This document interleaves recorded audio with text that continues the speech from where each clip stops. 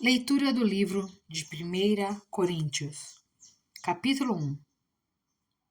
Paulo, chamado para ser apóstolo de Jesus Cristo pela vontade de Deus, e o irmão Sóstenes, a igreja de Deus que está em Corinto, aos santificados em Cristo Jesus e chamados para serem santos, juntamente com todos os que em toda parte invocam o nome do nosso Senhor Jesus Cristo, Senhor deles e nosso.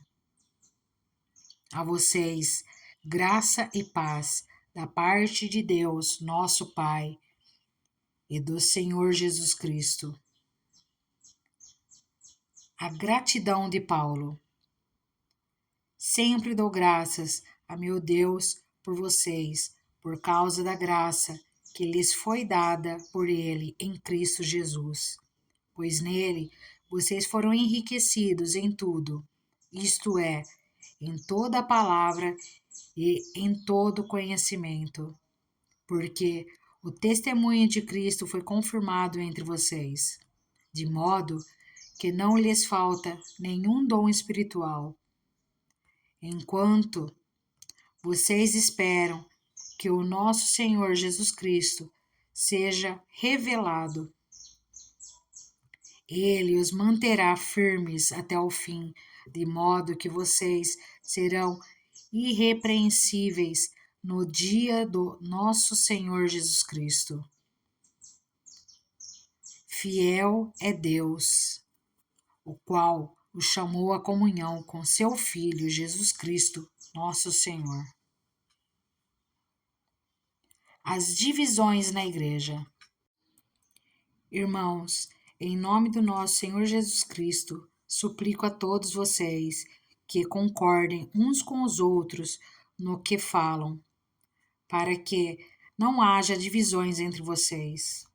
Antes, que todos estejam unidos num só pensamento e num só parecer. Meus irmãos, fui informado por alguns da casa de Cloe de que há divisões entre vocês. Com isso, quero dizer que algum de vocês afirma: eu sou de Paulo, ou eu sou de Apolo, ou eu sou de Pedro, ou ainda eu sou de Cristo. Acaso Cristo está dividido? Foi Paulo crucificado em favor de vocês? Foram vocês batizados em nome de Paulo?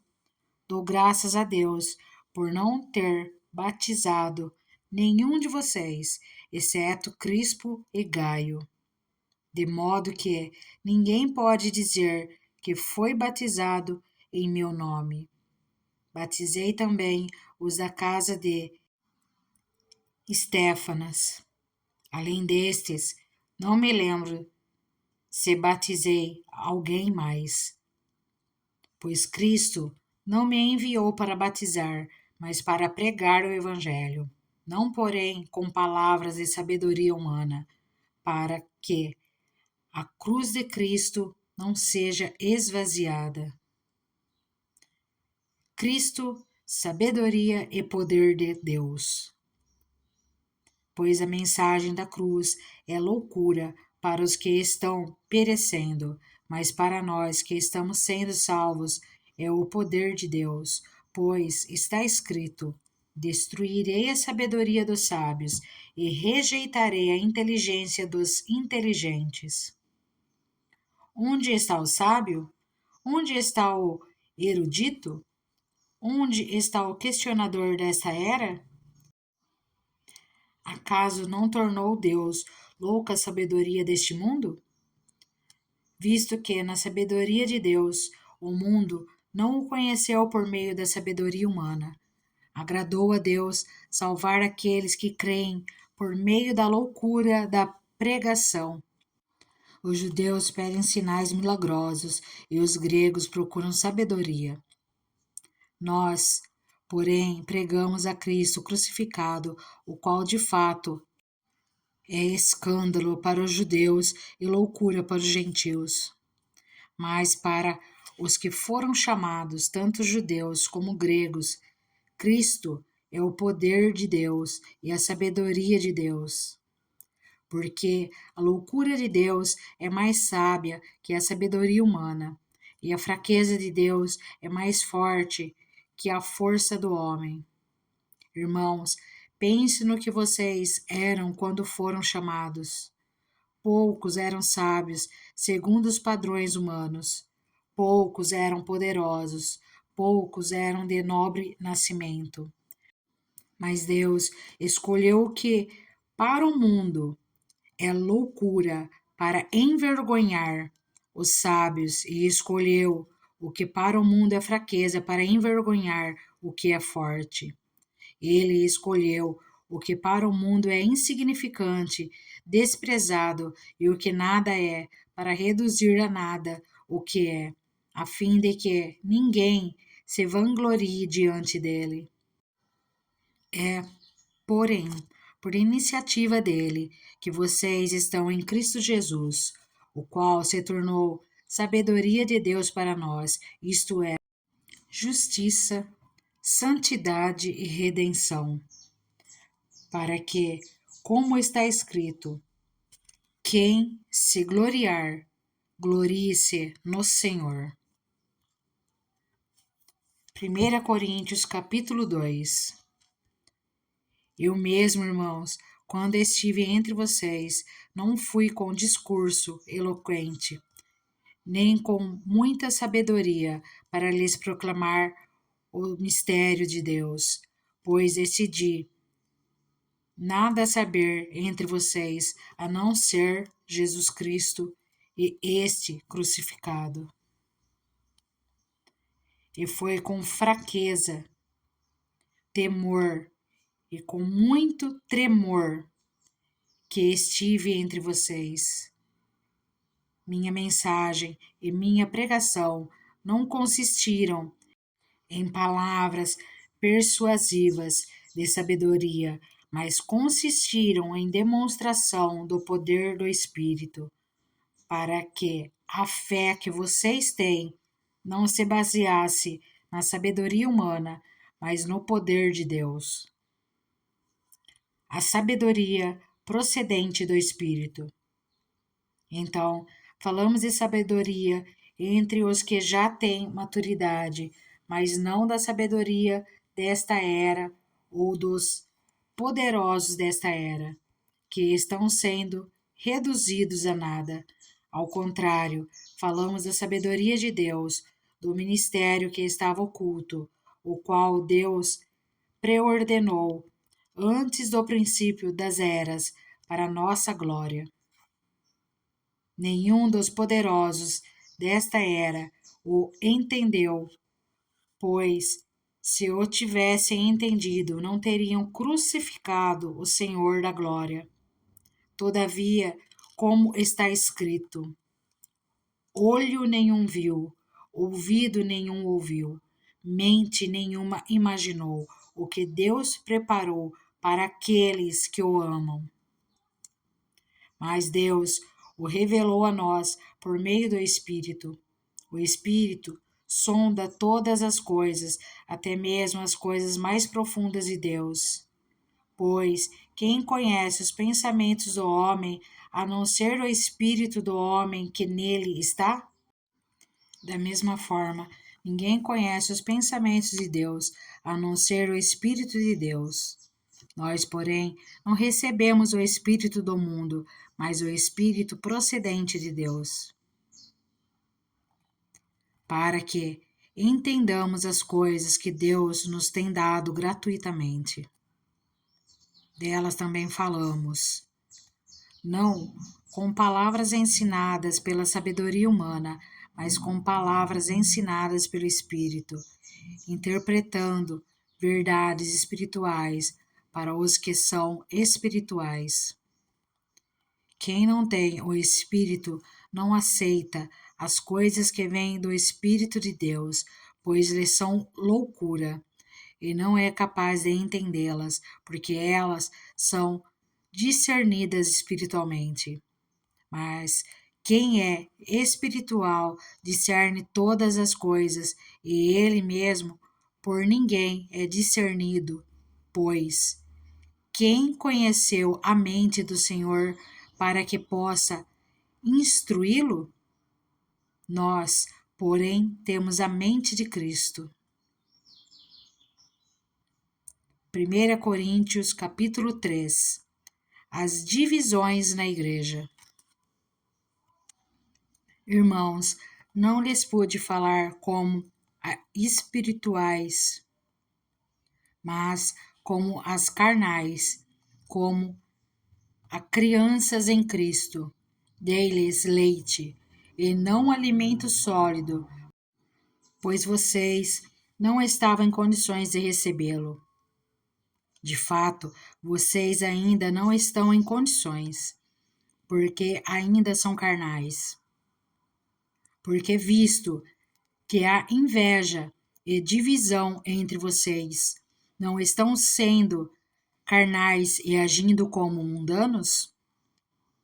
Pois quando alguém diz, eu sou de Paulo, e outro, eu sou de Apolo, não estão sendo mundanos?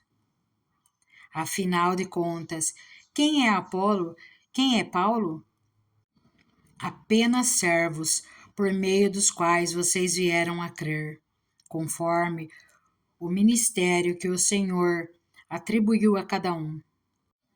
Eu plantei, Apolo regou, mas Deus é quem fez crescer, de modo que nem o que planta, nem o que rega são alguma coisa, mas unicamente Deus, que efetua o crescimento. O que planta e o que rega tem um só propósito, e cada um será recompensado de acordo com o seu próprio trabalho, pois nós somos cooperadores de Deus. Vocês são lavoura de Deus e edifício de Deus. Conforme a graça de Deus que me foi concedida, eu, como sábio construtor, lancei o alicerce e outro está construindo sobre ele. Contudo, veja cada um como constrói, porque ninguém pode colocar outro alicerce além do que já está posto, que é Jesus Cristo. Se alguém constrói sobre esse alicerce usando ouro, prata, pedras preciosas, madeira, feno ou palha, sua obra será mostrada, porque o dia a trará à luz, pois será revelada pelo fogo, que provará a qualidade da obra de cada um. Se o que alguém construiu permanecer, esse receberá recompensa. Se o que alguém construiu se queimar, esse sofrerá prejuízo. Contudo, será salvo como alguém que escapa através do fogo. Vocês não sabem que são o santuário de Deus e que o Espírito de Deus habita em vocês? Se alguém destruir o santuário de Deus, Deus o destruirá, pois o santuário de Deus, que são vocês, é sagrado. Não se engane, se algum de vocês pensa que é sábio segundo os padrões dessa era, deve tornar-se louco para que se torne sábio, porque a sabedoria deste mundo é loucura aos olhos de Deus, pois está escrito: ele apanha os sábios na astúcia deles, e também o Senhor conhece os pensamentos dos sábios e sabe como são fúteis. Portanto, ninguém se glorie em homens, porque todas as coisas são de vocês, seja Paulo, seja Apolo, seja Pedro, seja o mundo, a vida, a morte, o presente ou o futuro. Tudo é de vocês, e vocês são de Cristo, e Cristo de Deus. 1 Coríntios, capítulo 4. Apóstolos de Cristo. Portanto, que todos nós considerem como servos de Cristo e encarregados dos mistérios de Deus. O que se requer desses encarregados é que sejam fiéis. Pouco me importa ser julgado por vocês ou por qualquer tribunal humano. De fato, nem eu julgo a mim mesmo, embora em nada minha consciência me acuso. Nem por isso justifico a mim mesmo. O Senhor é que me julga. Portanto, não julguem nada antes da hora devida. Esperem até que o Senhor venha. Ele trará à luz o que está oculto nas trevas e manifestará as intenções dos corações. Nessa ocasião, cada um receberá de Deus a sua aprovação. Irmãos, aplique essas coisas a mim e a Apolo, por amor a vocês, para que aprendam de nós o que significa: não ultrapassem o que está escrito. Assim, ninguém se orgulhe a favor de um homem em detrimento de outro, pois quem torna você diferente de qualquer outra pessoa? O que você tem que não tenha recebido? E se o recebeu, por que se orgulha como se assim não fosse? Vocês já têm tudo o que querem. Já se tornaram ricos. Chegaram a ser reis. E sem nós, como eu gostaria que vocês realmente fossem reis, para que nós também reinássemos com vocês. Porque me parece que Deus nos colocou, a nós, os apóstolos, em último lugar, como condenados à morte. Viemos a ser um espetáculo para o mundo, tanto diante de anjos como de homens. Nós somos loucos por causa de Cristo, mas vocês são sensatos em Cristo. Nós somos fracos, mas vocês são fortes. Vocês são respeitados, mas nós somos desprezados. Até agora estamos passando fome, sede e necessidade de roupas. Estamos sendo tratados brutalmente, não temos residência certa e trabalhamos arduamente com nossas próprias mãos. Quando somos amaldiçoados, abençoamos; quando perseguidos, suportamos; quando caluniados, respondemos amavelmente. Até agora, nos tornamos a escória da terra, o lixo do mundo. Não estou tentando envergonhá-los ao escrever essas coisas, mas procuro adverti-los como os meus filhos amados. Embora possam ter 10.000 tutores em Cristo, vocês não têm muitos pais, pois em Cristo Jesus eu mesmo os gereis por meio do Evangelho. Portanto, suplico-lhes que sejam meus imitadores. Por essa razão, estou lhes enviando Timóteo, meu filho amado e fiel no Senhor, o qual lhes trará lembrança a minha maneira de viver em Cristo Jesus, de acordo com o que eu ensino por toda parte, em todas as igrejas. Alguns de vocês se tornaram arrogantes, como se eu não fosse mais visitá-los. Mas irei muito em breve, se o Senhor permitir. Então saberei não apenas o que estão falando esses arrogantes, mas que poder eles têm. Pois o reino de Deus não consiste em palavras, mas em poder. Que é que vocês querem? Devo ir a vocês com vara ou com amor e espírito de mansidão? 1 Coríntios, capítulo 5.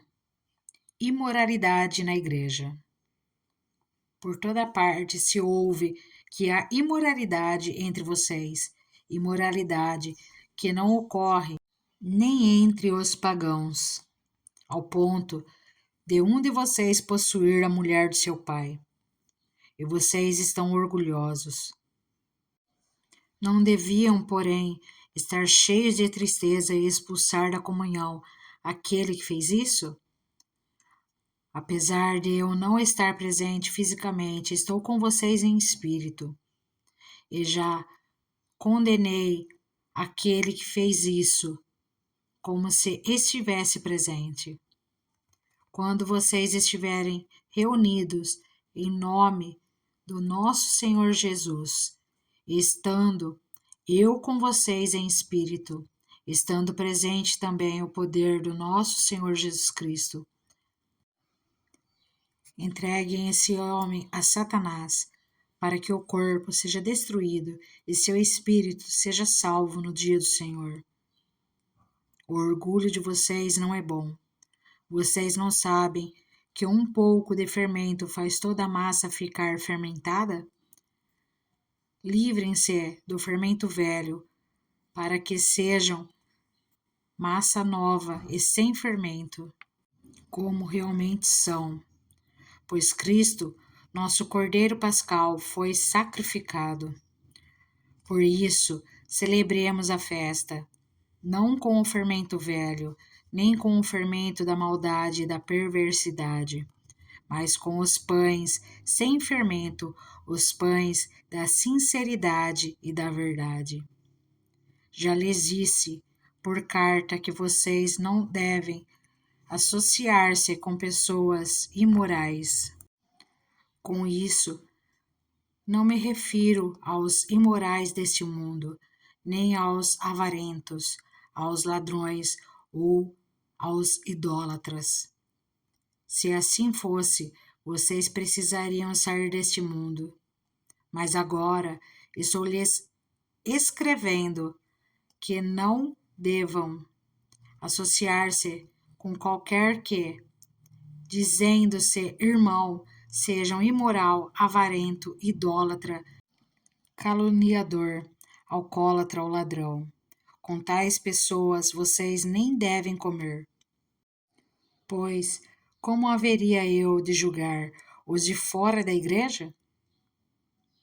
Não devem vocês julgar os que estão dentro?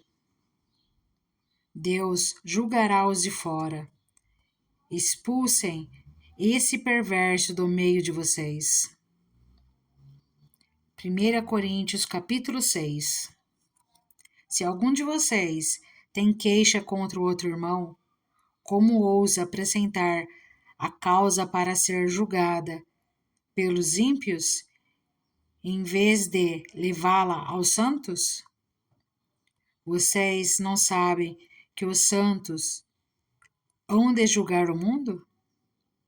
Se vocês hão de julgar o mundo, acaso não são capazes de julgar as causas de menor importância? Vocês não sabem que haveremos de julgar os anjos? Quanto mais as coisas dessa vida. Portanto, se vocês têm questões relativas às coisas desta vida, designem para juízes os que são da igreja, mesmo que sejam os menos importantes. Digo isso para envergonhá-los. Acaso não há entre vocês alguém suficientemente sábio para julgar uma causa entre irmãos? Mas, ao invés disso, um irmão vai ao tribunal contra outro irmão, e isso diante de descrentes. O fato de haver litígios entre vocês já significa uma completa derrota. Porque não preferem sofrer a injustiça? Porque não preferem sofrer o prejuízo? Em vez disso, vocês mesmos causam injustiças e prejuízos, e isso contra irmãos. Vocês não sabem que os perversos não herdarão o reino de Deus? Não se deixem enganar, nem imorais, nem idólatras, nem adúlteros, nem homossexuais, passivos ou ativos, nem ladrões, nem avarentos, nem alcoólatras, nem caluniadores, nem trapaceiros herdarão o reino de Deus. Assim foram alguns de vocês, mas vocês foram lavados, foram santificados, foram justificados em nome do Senhor Jesus Cristo e no Espírito de nosso Deus. O perigo da imoralidade. Tudo me é permitido, mas nem tudo me convém. Tudo me é permitido, mas eu não deixarei que nada me domine. Os alimentos foram feitos para o estômago e o estômago para os alimentos, mas Deus destruirá ambos. O corpo, porém, não é para a imoralidade, mas para o Senhor, e o Senhor para o corpo. Por seu poder, Deus ressuscitou o Senhor e também nos ressuscitará. Vocês não sabem que os seus corpos são membros de Cristo? Tomarei eu os membros de Cristo e os unirei a uma prostituta? De maneira nenhuma. Vocês não sabem que aquele que se une a uma prostituta é um corpo com ela? Pois, como está escrito, os dois serão uma só carne. Mas aquele que se une ao Senhor é um espírito com ele. Fujam da imoralidade sexual. Todos os outros pecados que alguém comete fora do corpo os comete, mas quem peca sexualmente peca contra o seu próprio corpo. Acaso não sabem que o corpo de vocês é santuário do Espírito Santo que habita em vocês, que lhes foi dado por Deus, e que vocês não são de si mesmos? Vocês foram comprados por alto preço, portanto, glorifiquem a Deus com o seu próprio corpo. 1 Coríntios capítulo 7.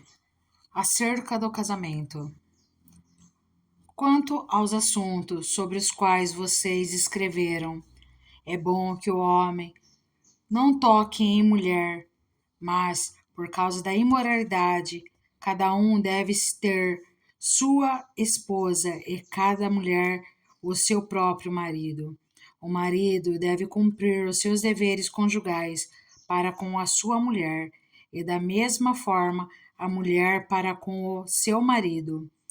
A mulher não tem autoridade sobre o seu próprio corpo, mas sim o marido. Da mesma forma, o marido não tem autoridade sobre o seu próprio corpo, mas sim a sua mulher. Não se recusem um ao outro, exceto por mútuo consentimento e durante certo tempo, para se dedicarem à oração. Depois, unam-se de novo, para que Satanás não os tente por não terem domínio próprio.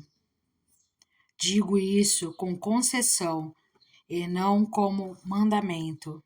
Gostaria que todos os homens fossem como eu, mas cada um tem o seu próprio dom da parte de Deus, um de um modo, outro de outro.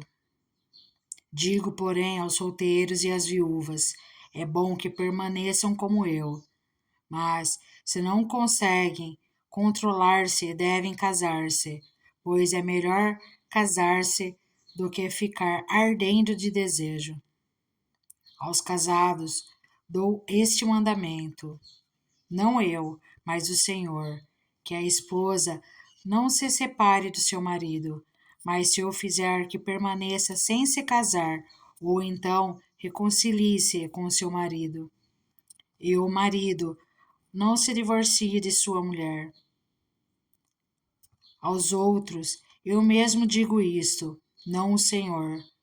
Se um irmão tem mulher descrente e ela se dispõe a viver com ele, não se divorcie dela.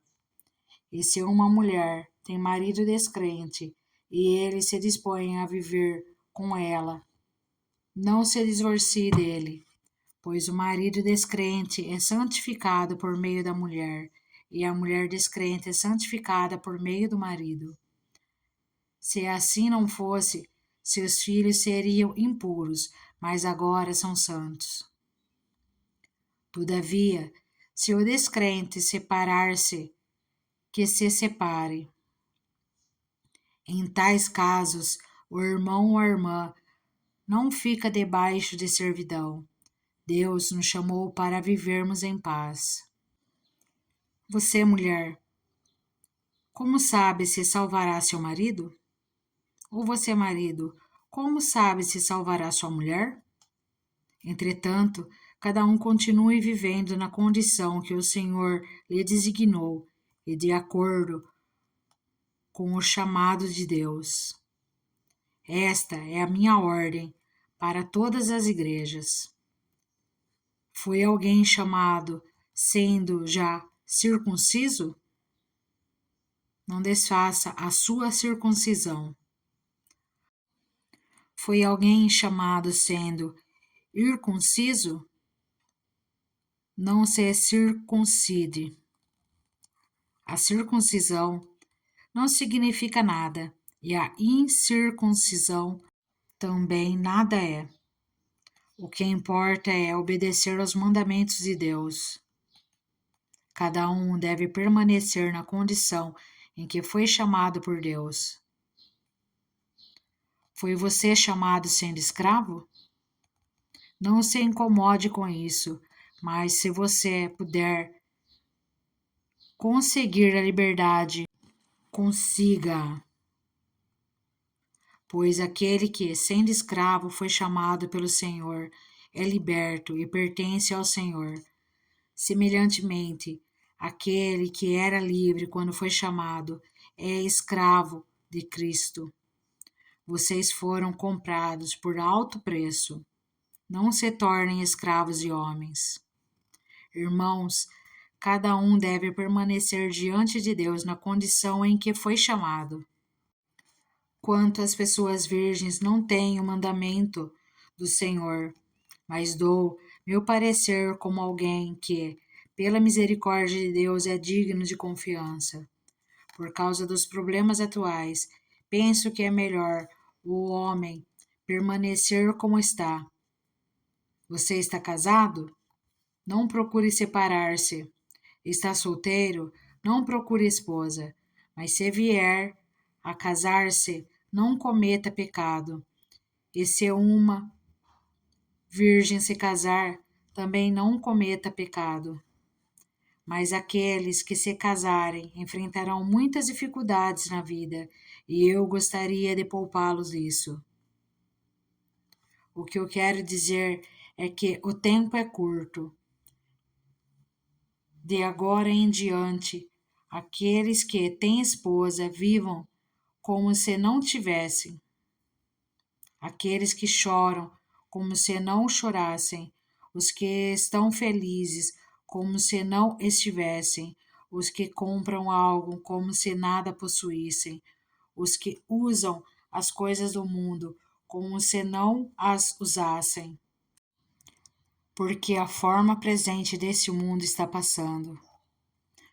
Gostaria de vê-los livres de preocupações. O homem que não é casado preocupa-se com as coisas do Senhor e como agradar ao Senhor. Mas o homem casado preocupa-se com as coisas desse mundo, em como agradar sua mulher, e está dividido. Tanto a mulher não casada como a virgem preocupam-se com as coisas do Senhor para serem santas no corpo e no espírito. Mas a casada preocupa-se com as coisas deste mundo e como agradar seu marido. Estou dizendo isso para o próprio bem de vocês, não para lhes impor restrições, mas para que vocês possam viver de maneira correta, em plena consagração ao Senhor. Se alguém acha que está agindo de forma indevida diante da Virgem, de quem está noivo, que ela está passando da idade, achando que deve se casar, faça como acham melhor. Com isso, não peca. Casem-se. Contudo, o homem que decidiu firmemente em seu coração que não sente obrigação, mas tem controle sobre sua própria vontade e decidiu não se casar com a Virgem, esse também faz bem. Assim, aquele que se casa com a Virgem faz bem, mas aquele que não se casa faz melhor. A mulher está ligada ao seu marido enquanto ele viver. Mas, se o seu marido morrer, ela estará livre para se casar com quem quiser, contanto que ele pertença ao Senhor.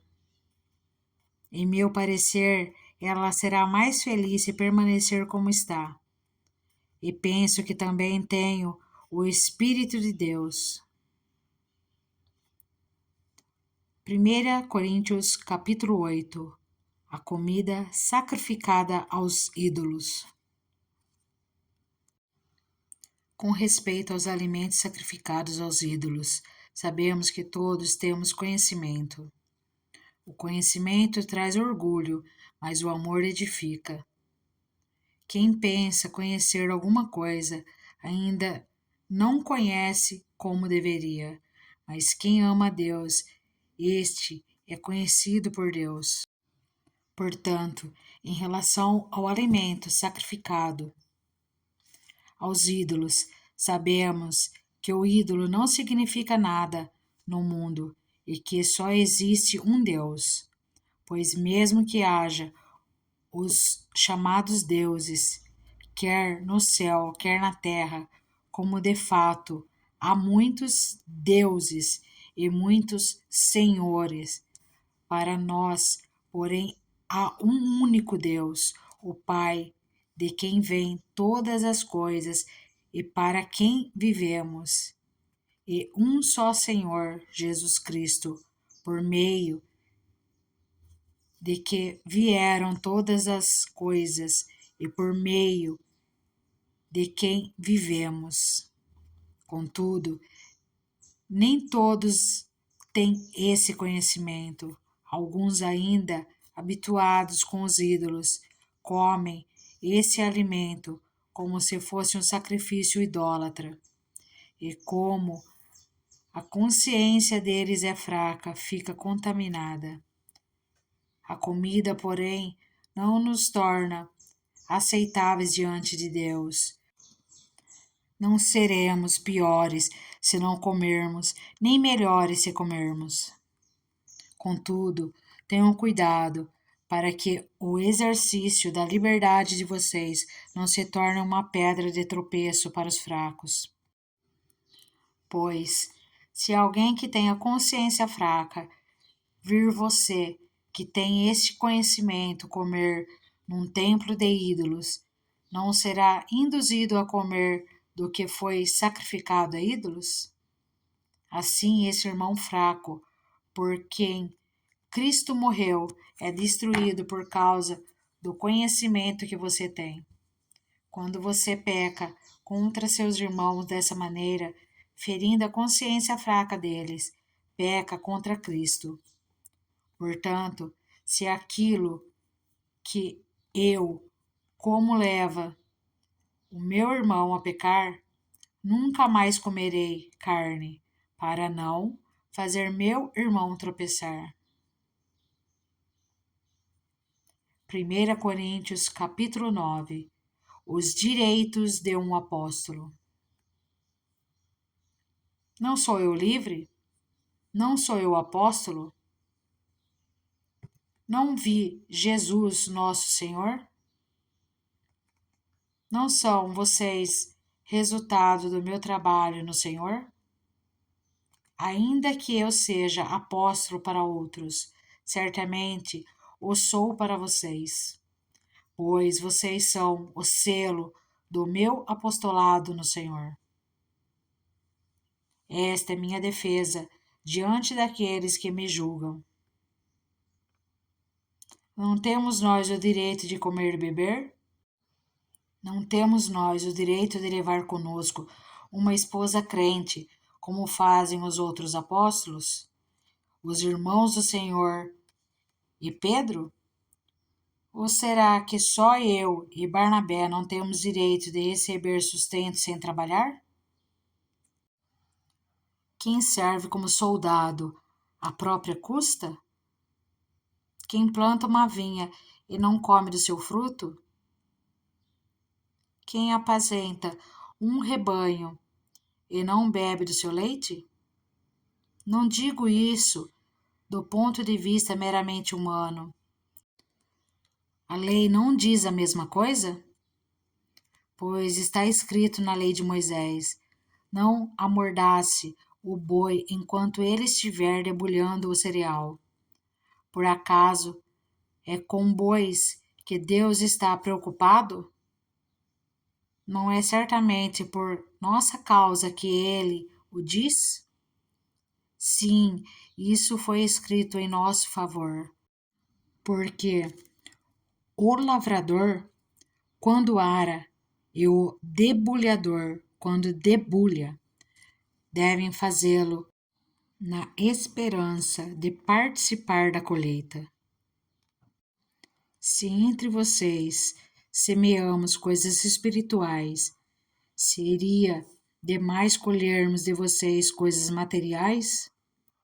Se outros têm direito de ser sustentados por vocês, não o temos nós ainda mais? Mas nós nunca usamos desse direito. Ao contrário, suportamos tudo para não colocar obstáculo algum ao Evangelho de Cristo. Vocês não sabem que aqueles que trabalham no templo alimentam-se de coisas do templo e que os que servem diante do altar participam do que é oferecido no altar? Da mesma forma, o Senhor ordenou àqueles que pregam o Evangelho que vivam do Evangelho. Mas eu não tenho usado de nenhum desses direitos. Não estou escrevendo na esperança de que vocês façam isso por mim. Prefiro morrer a pedir que alguém me prive deste meu orgulho. Contudo, quando prego o Evangelho, não posso me orgulhar, pois me é imposta a necessidade de pregar. Ai de mim, se não pregar o Evangelho. Porque se prego de livre vontade, tenho recompensa. Contudo, como prego por obrigação, estou simplesmente cumprindo uma incumbência a mim confiada. Qual é, pois, a minha recompensa? Apenas esta, que, pregando o Evangelho, eu apresente gratuitamente, não usando assim dos meus direitos ao pregá-lo. Porque, embora seja livre de todos, fiz-me escravo de todos para ganhar o maior número possível de pessoas. Tornei-me judeu para os judeus, a fim de ganhar os judeus. Para os que estão debaixo da lei, tornei-me como se estivesse sujeito à lei, embora eu mesmo não esteja debaixo da lei, a fim de ganhar os que estão debaixo da lei. Para os que estão sem lei, tornei-me como sem lei, embora não esteja livre da lei de Deus, e sim sob a lei de Cristo, a fim de ganhar os que não têm a lei. Para com os fracos tornei-me fraco, para ganhar os fracos. Tornei-me tudo para com todos, para de alguma forma salvar alguns. Faço tudo isso por causa do Evangelho, para ser coparticipante dele. Vocês não sabem que de todos os que correm no estádio, apenas um ganha o prêmio? Corram de tal modo que alcancem o prêmio. Todos os que competem nos jogos se submetem a um treinamento rigoroso para obter uma coroa que logo perece, mas nós o fazemos para ganhar uma coroa que dura para sempre.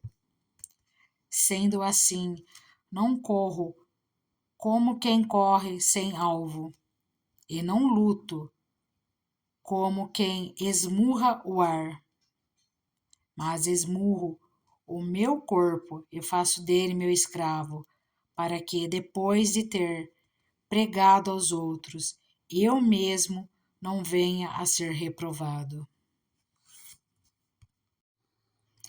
1 Coríntios, capítulo 10. Exemplos da história de Israel.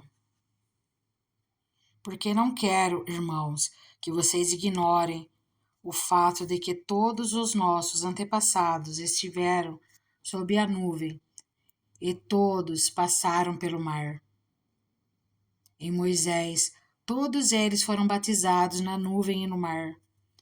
Todos comeram do mesmo alimento espiritual e beberam da mesma bebida espiritual, pois bebiam da rocha espiritual que os acompanhava, e essa rocha era Cristo. Contudo, Deus não se agradou da maioria deles, por isso os seus corpos ficaram espalhados no deserto. Essas coisas ocorreram como exemplos para nós, para que não cobicemos coisas más, como eles fizeram. Não sejam idólatras, como alguns deles foram, conforme está escrito. O povo se assentou para comer e beber, e levantou-se para se entregar à farra. Não pratiquemos imoralidade, como alguns deles fizeram, e num só dia morreram 23.000. Não devemos pôr o Senhor à prova, como alguns deles fizeram, e foram mortos por serpentes. E não se queixem, como alguns deles se queixaram, e foram mortos pelo anjo destruidor. Essas coisas aconteceram a eles como exemplos e foram escritas como advertência para nós, sobre quem tem chegado o fim dos tempos. Assim, aquele que julga estar firme, cuide-se para que não caia. Não sobreveio a vocês tentação que não fosse comum aos homens. E Deus é fiel. Ele não permitirá que vocês sejam tentados além do que podem suportar. Mas quando forem tentados, Ele mesmo lhes providenciará um escape para que o possam suportar. As festas idólatras e a ceia do Senhor.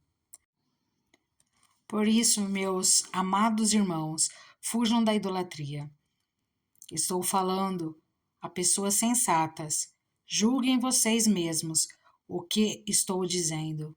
Não é verdade que o cálice da bênção que abençoamos é uma participação no sangue de Cristo e que o pão que partimos é uma participação no corpo de Cristo? Como há somente um pão, nós, que somos muitos, somos um só corpo, pois todos participamos de um único pão. Considerem o povo de Israel. Os que comem dos sacrifícios não participam do altar? Portanto, que estou querendo dizer? Será que o sacrifício oferecido a um ídolo é alguma coisa? Ou o ídolo é alguma coisa? Não. Quero dizer que o que os pagãos sacrificam é oferecido aos demônios e não a Deus. E não quero que vocês tenham comunhão com os demônios. Vocês não podem beber do cálice do Senhor e do cálice dos demônios. Não podem participar da mesa do Senhor e da mesa dos demônios. Porventura provocaremos o ciúme do Senhor? Somos mais fortes do que ele? A liberdade do cristão. Tudo é permitido, mas nem tudo me convém. Tudo é permitido, mas nem tudo edifica. Ninguém deve buscar o seu próprio bem, mas sim o dos outros. Comam de tudo o que se vende no mercado, sem fazer perguntas por causa da consciência. Pois do Senhor é a terra e tudo o que nela existe.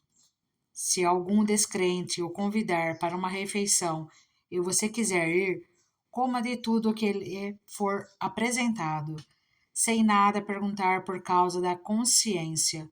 Mas, se alguém lhe disser, isso foi oferecido em sacrifício, não coma, tanto por causa da pessoa que o comentou, como da consciência, isto é, da consciência do outro e não da sua própria. Pois, porque minha liberdade deve ser julgada pela consciência dos outros? Se participo da refeição com ação de graças, porque sou condenado por algo pelo qual dou graças a Deus?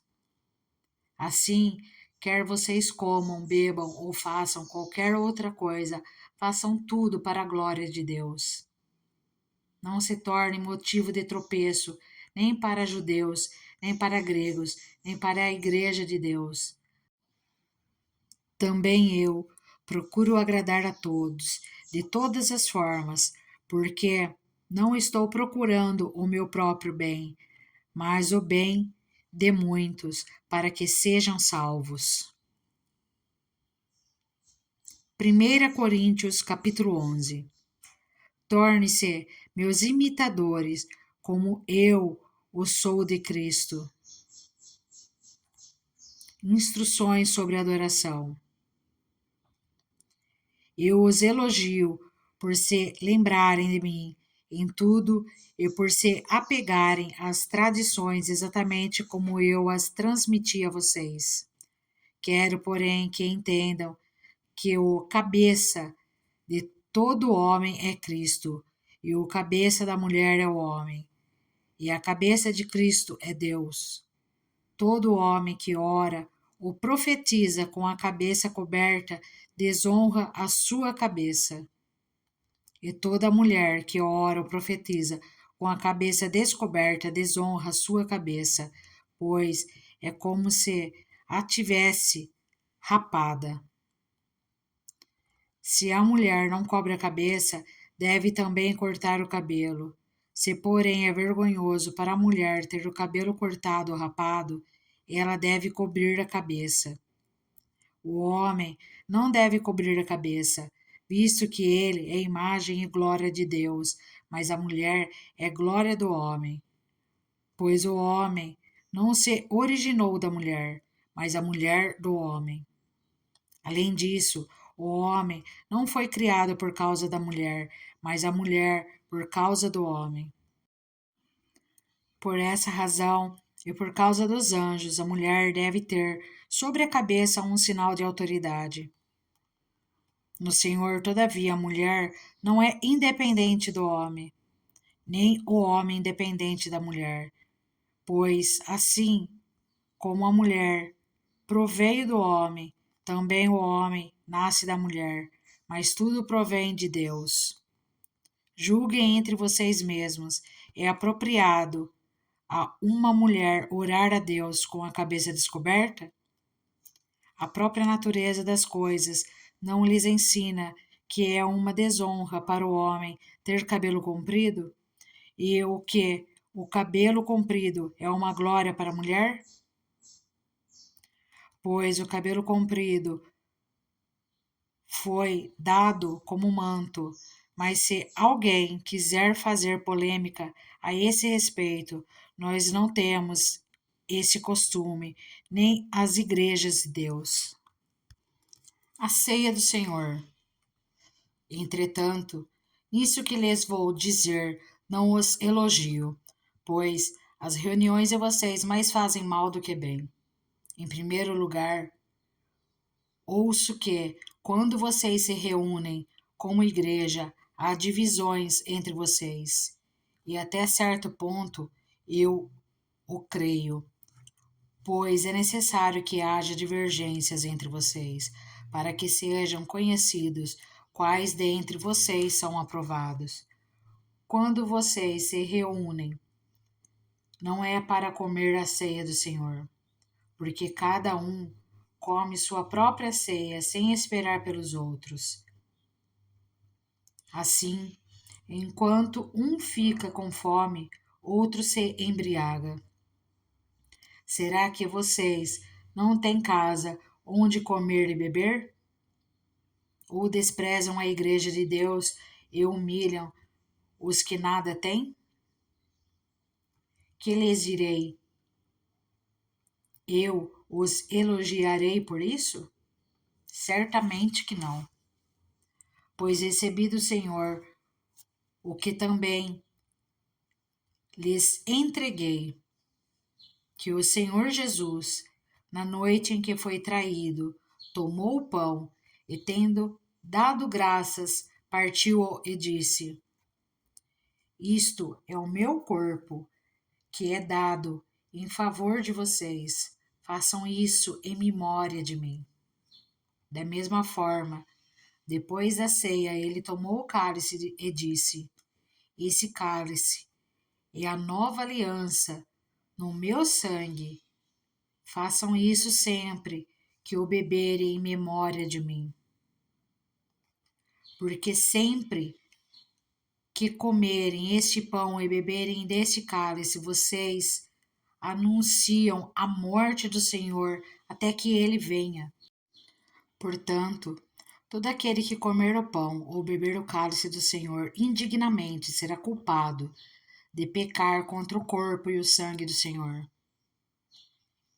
Examine-se cada um a si mesmo, e então coma do pão e beba do cálice.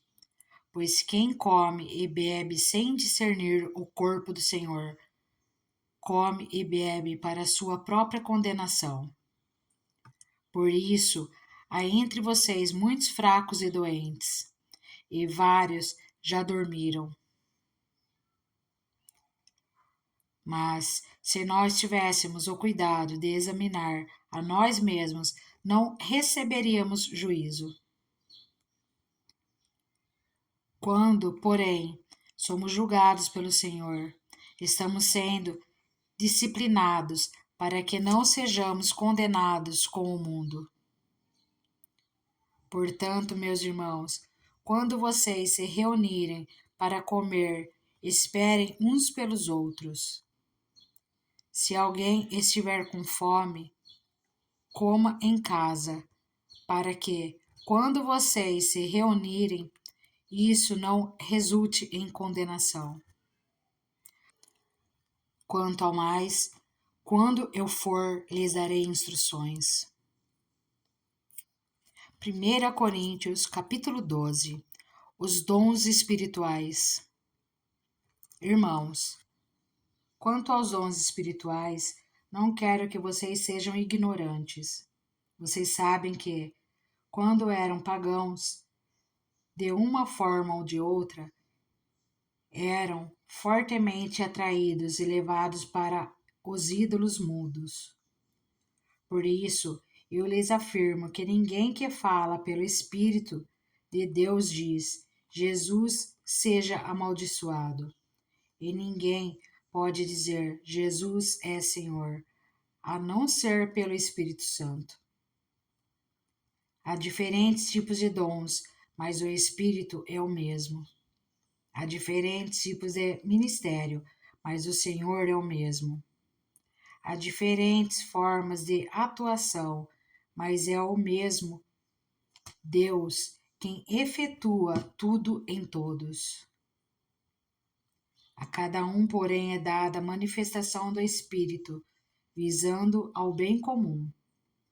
Pelo Espírito, a um é dada a palavra de sabedoria, a outro, pelo mesmo Espírito, a palavra de conhecimento, a outro, fé, pelo mesmo Espírito, a outro, dons de curar, pelo único Espírito, a outro, poder para operar milagres, a outro, profecia, a outro, discernimento de espíritos, a outro, variedade de línguas, e ainda a outro, interpretação de línguas.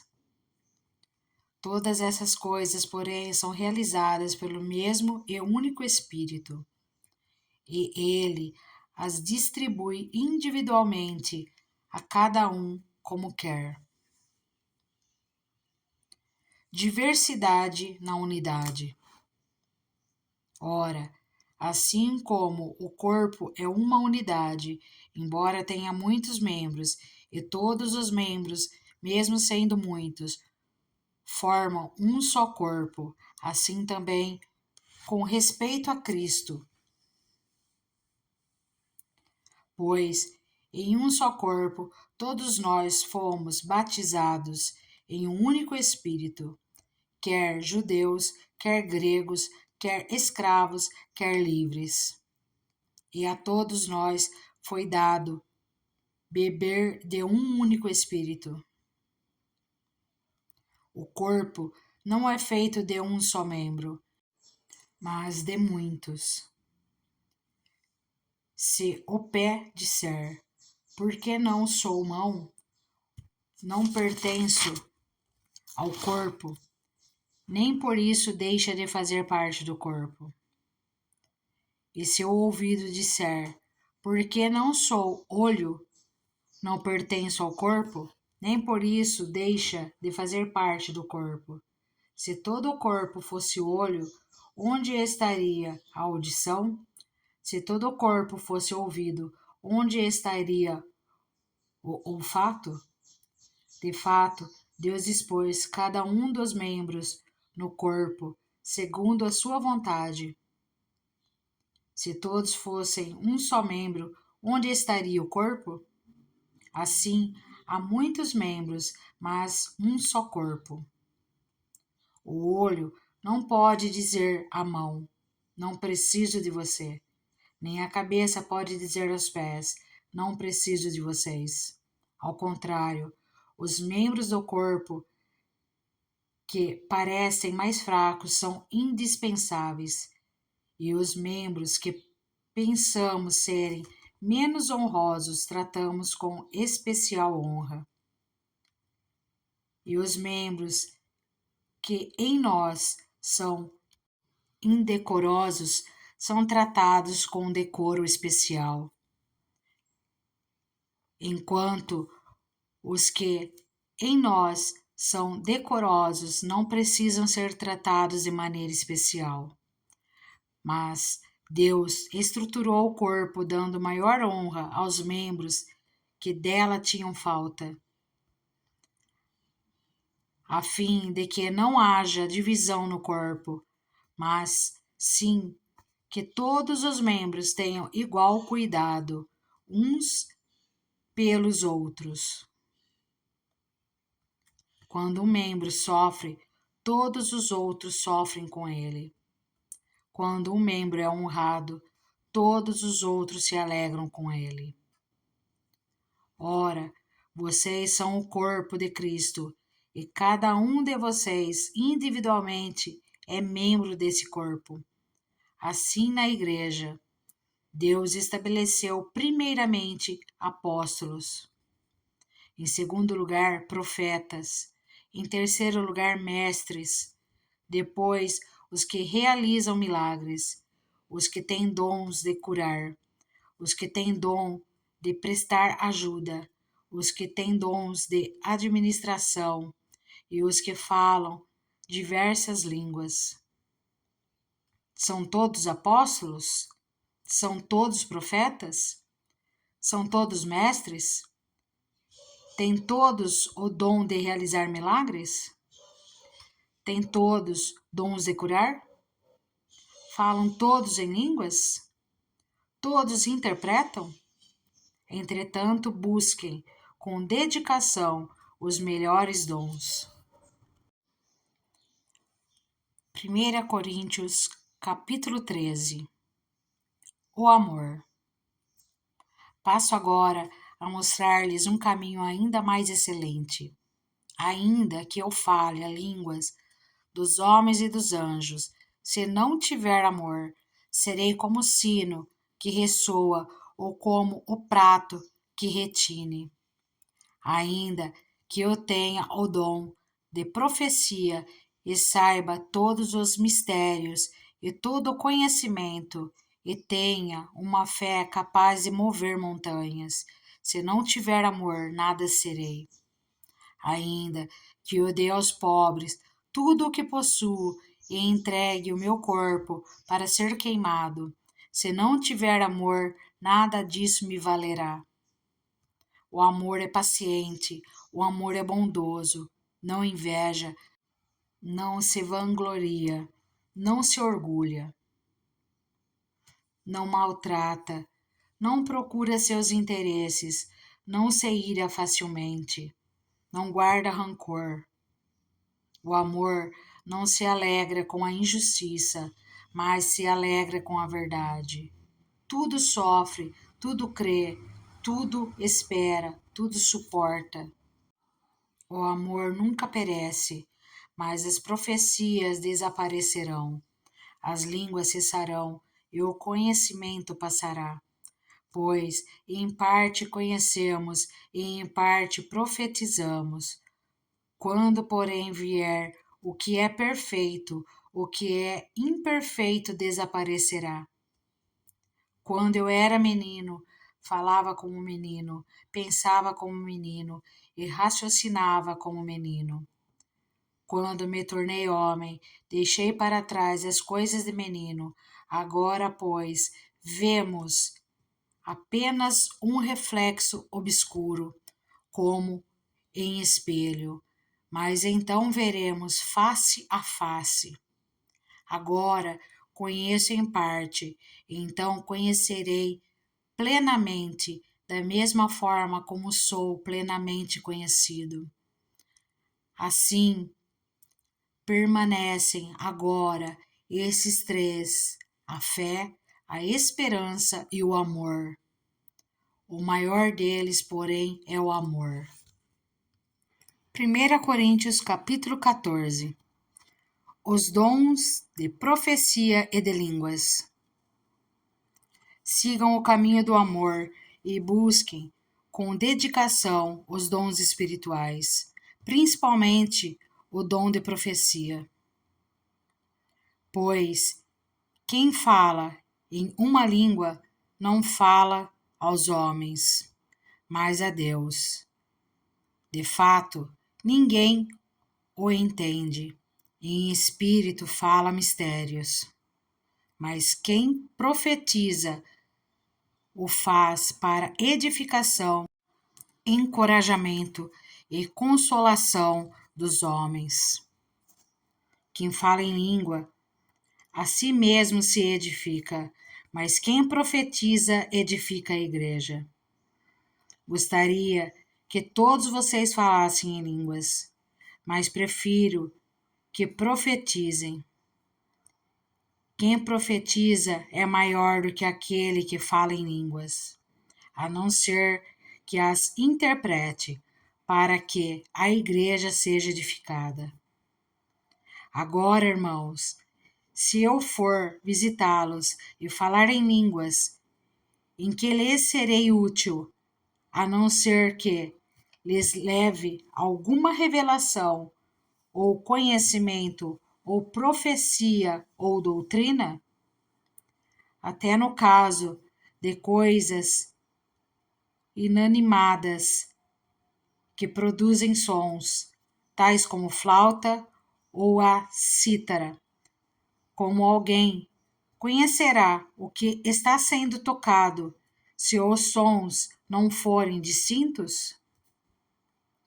Além disso, se a trombeta não emitir um som claro, quem se aproximará para a batalha? Assim acontece com vocês, se não proferirem palavras preensíveis com a língua. Como alguém saberá o que está sendo dito? Vocês estarão simplesmente falando ao ar.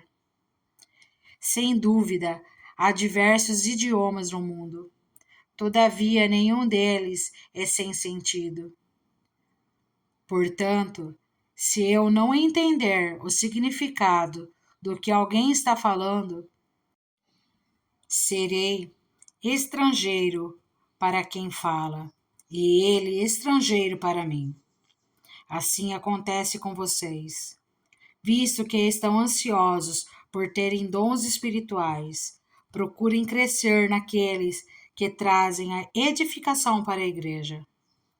Por isso, quem fala em uma língua, ore para que a possa interpretar.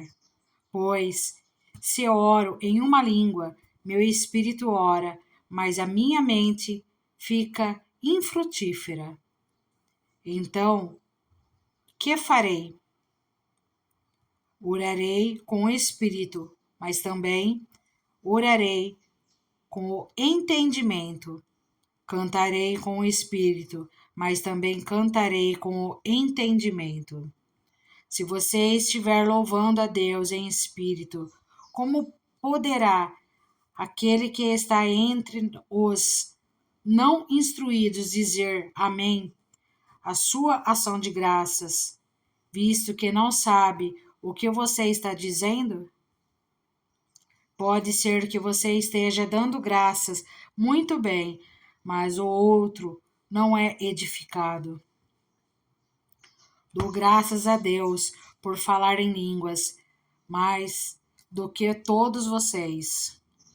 Todavia, na igreja prefiro falar 5 palavras compreensíveis para instruir os outros a falar 10.000 palavras em uma língua. Irmãos, deixe de pensar como crianças, com respeito ao mal. Sejam crianças, mas quanto ao modo de pensar, sejam adultos.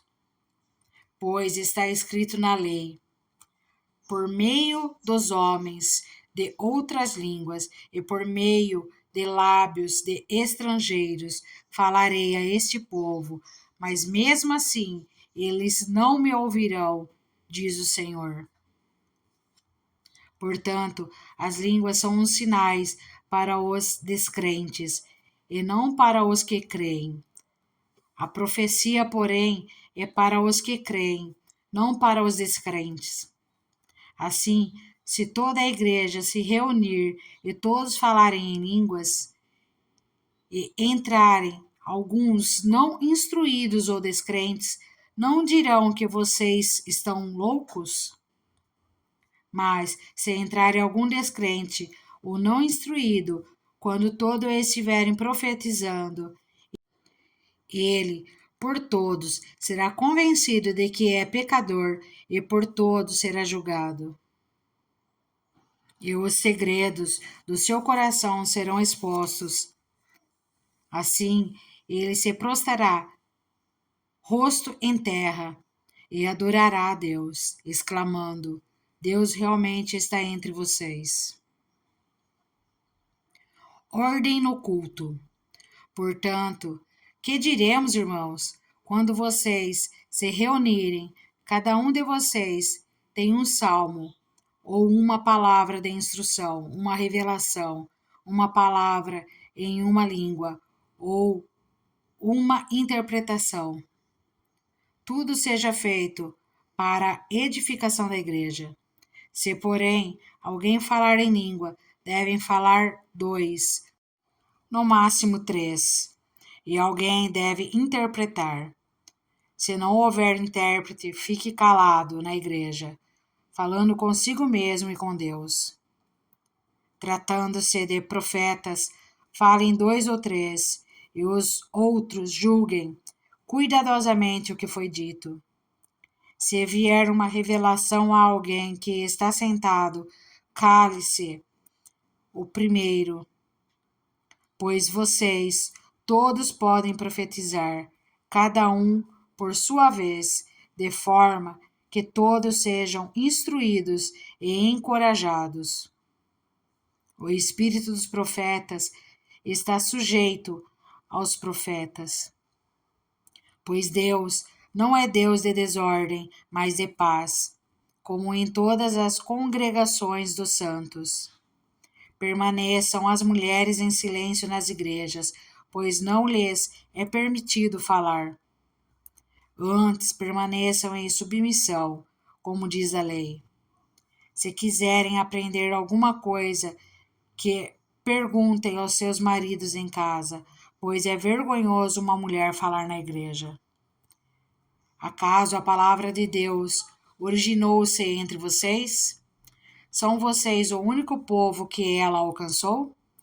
Se alguém pensa que é profeta ou espiritual, reconheça que o que lhes estou escrevendo é mandamento do Senhor. Se ignorar isso, ele mesmo será ignorado. Portanto, meus irmãos, busquem com dedicação o profetizar e não proíbam o falar em línguas, mas tudo deve ser feito com decência e ordem. 1 Coríntios capítulo 15. A ressurreição de Cristo. Irmãos, quero lembrar-lhes o evangelho que lhes preguei, o qual vocês receberam e no qual estão firmes.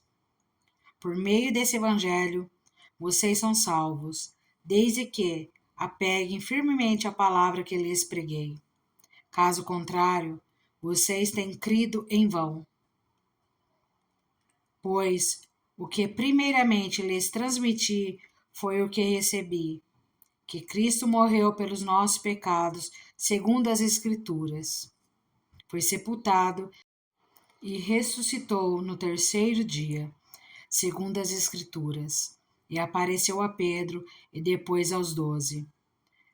Depois disso, apareceu a mais de 500 irmãos de uma só vez, a maioria dos quais ainda vive, embora alguns já tenham adormecido. Depois apareceu a Tiago, e então a todos os apóstolos. Depois destes, apareceu também a mim, como a um que nasceu fora do tempo. Pois sou o menor dos apóstolos, e nem sequer mereço ser chamado apóstolo, porque persegui a igreja de Deus. Mas, pela graça de Deus, sou o que sou, e sua graça para comigo não foi inútil. Antes, trabalhei mais do que todos eles, contudo, não eu, mas a graça de Deus comigo. Portanto, quer tenha sido eu, quer tenha sido eles, é isto que pregamos, e é isto que vocês creram. A ressurreição dentre os mortos. Ora, se está sendo pregado que Cristo ressuscitou dentre os mortos, como alguns de vocês estão dizendo que não existe ressurreição dos mortos? Se não há ressurreição dos mortos, nem Cristo ressuscitou. E se Cristo não ressuscitou, é inútil a nossa pregação, como também é inútil a fé que vocês têm. Mas que isso seremos considerados falsas testemunhas de Deus, pois contra ele testemunhamos que ressuscitou a Cristo dentre os mortos. Mas, se de fato os mortos não ressuscitam, ele também não ressuscitou a Cristo. Pois, se os mortos não ressuscitam, nem mesmo Cristo ressuscitou. E se Cristo não ressuscitou, inútil é a fé que vocês têm, e ainda estão em seus pecados. Nesse caso, também os que dormiram em Cristo estão perdidos. Se é somente para esta vida que temos esperança em Cristo, somos, de todos os homens, os mais dignos de compaixão. Mas de fato Cristo ressuscitou dentre os mortos, sendo ele as primícias dentre aqueles que dormiram, visto que a morte veio por meio de um só homem. Também a ressurreição dos mortos veio por meio de um só homem. Pois da mesma forma como em Adão todos morrem, em Cristo todos serão vivificados, mas cada um por sua vez. Cristo, o primeiro, depois, quando ele vier, os que lhe pertencem. Então virá o fim, quando ele entregar o reino a Deus, o Pai, depois de ter destruído todo domínio, autoridade e poder. Pois é necessário que ele reine até que todos os seus inimigos sejam postos debaixo de seus pés. O último inimigo a ser destruído é a morte, porque ele tudo sujeitou debaixo de seus pés. Ora, quando se diz que tudo lhe foi sujeito, fica claro que isso não inclui o próprio Deus, que tudo submeteu a Cristo. Quando, porém, tudo lhe estiver sujeito, então o próprio Filho se sujeitará àquele que todas as coisas lhe sujeitou, a fim de que Deus seja tudo em todos. Se não há ressurreição, que farão aqueles que se batizam pelos mortos? Se absolutamente os mortos não ressuscitam, por que se batizam por eles? Também nós, por que estamos nos expondo a perigos o tempo todo? Todos os dias enfrento a morte, irmãos. Isso digo pelo orgulho que tenho de vocês em Cristo Jesus, nosso Senhor. Se foi por meras razões humanas que lutei com feras em Éfeso, que ganhei com isso? Se os mortos não ressuscitam, comamos e bebamos, porque amanhã morreremos. Não se deixe enganar. As más companhias corrompem os bons costumes. Como justos recuperem o bom senso e parem de pecar, pois alguns há que não têm conhecimento de Deus. Digo isso para a vergonha de vocês. O corpo da ressurreição. Mas alguém pode perguntar: como ressuscitam os mortos? Com que espécie de corpo virão? Insensato! O que você semeia não nasce a não ser que morra. Quando você semeia, não semeia o corpo que virá a ser, mas apenas uma simples semente, como de trigo ou de alguma outra coisa. Mas Deus lhe dá um corpo como determinou, e a cada espécie de semente dá seu corpo apropriado. Nem toda a carne é a mesma. Os homens têm uma espécie de carne, os animais têm outra, as aves outra, e os peixes outra. Há corpos celestes e há também corpos terrestres. Mas o esplendor dos corpos celestes é um, e a dos corpos terrestres é outro. Um é o esplendor do sol, outro o da lua, e outro o das estrelas. E as estrelas diferem em esplendor umas das outras. Assim será com a ressurreição dos mortos. O corpo que é semeado é perecível e ressuscita imperecível. É semeado em desonra e ressuscita em glória. É semeado em fraqueza e ressuscita em poder. É semeado um corpo natural e ressuscita um corpo espiritual. Se há corpo natural, há também corpo espiritual. Assim está escrito: o primeiro homem, Adão, tornou-se um ser vivente. O último Adão, espírito vivificante. Não foi o espiritual que veio antes, mas o natural, depois dele, o espiritual. O primeiro homem era do pó da terra, o segundo homem dos céus. Os que são da terra são semelhantes ao homem terreno, os que são dos céus, ao homem celestial. Assim, como tivemos a imagem do homem terreno, teremos também a imagem do homem celestial. Irmãos, eu lhes declaro que carne e sangue não podem herdar o reino de Deus, nem o que é perecível pode herdar o imperecível. Eis que eu lhes digo um mistério: nem todos dormiremos, mas todos seremos transformados. Num momento, num abrir e fechar dos olhos, ao som da última trombeta, pois a trombeta soará, os mortos ressuscitarão, incorruptíveis, e nós seremos transformados.